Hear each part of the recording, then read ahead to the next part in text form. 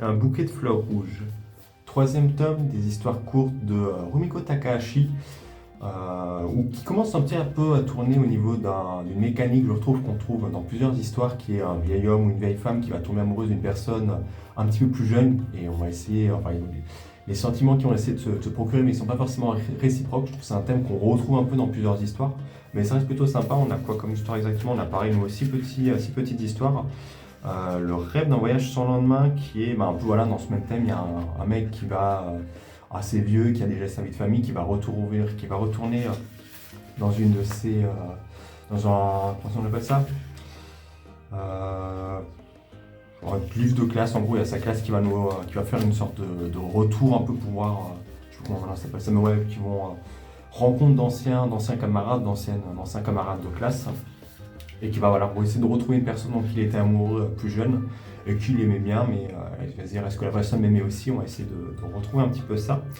On a un patron, enfin un gars avec les graffitis où c'est pareil, c'est un père de famille qui est plutôt bien, mais dont la maison et même de nos quartiers sont un peu graffés de temps en temps. Qui a une petite situation, c'est un peu compliqué avec son fils et avec le voisinage, donc il va essayer un peu de démêler tout ça. On a une autre histoire qui est une sorte de voyage en famille avec une belle fille enfin une dame qui va voyager avec sa belle-mère en vacances. Donc je n'ai pas forcément trop d'accord au début, elles ne s'entendent pas forcément très bien avec elle, mais ils vont essayer de resserrer un peu les liens durant ça. Il va se passer quelques péripéties, on va plutôt intéressant, je trouve, le voyage un peu, on voyage, on voit un peu la situation compliquée entre ces deux personnes, qui essaient de s'apprécier aussi tant bien que mal, mais qui vont après faire une carte avec une page, je trouve, très très belle, clairement, on découvre un petit cerisier en fleurs.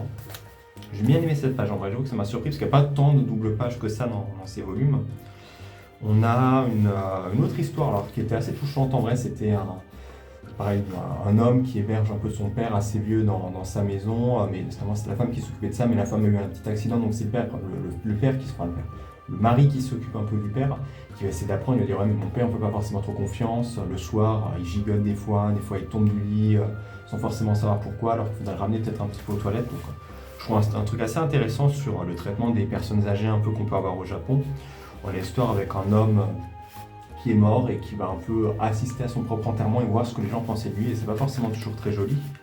Je crois que la dernière histoire après qui est assez sympa, c'était... Est-ce que c'était celle-là que je pensais? Non, c'est pareil, encore un homme qui est amoureux d'une femme un peu plus jeune et qui va un peu suivre un peu ses traces, essayer d'aider un peu cette femme, qui va comprendre aussi qu'il sera marié, qu'il a déjà un enfant, donc on va essayer un peu de garder aussi des vues un peu sur l'enfant et créer quelques petites liens. Donc un tome plutôt sympa, il y avait quelques histoires assez sympas, notamment celle du bouquet rouge. Et toi, t'en penses quoi?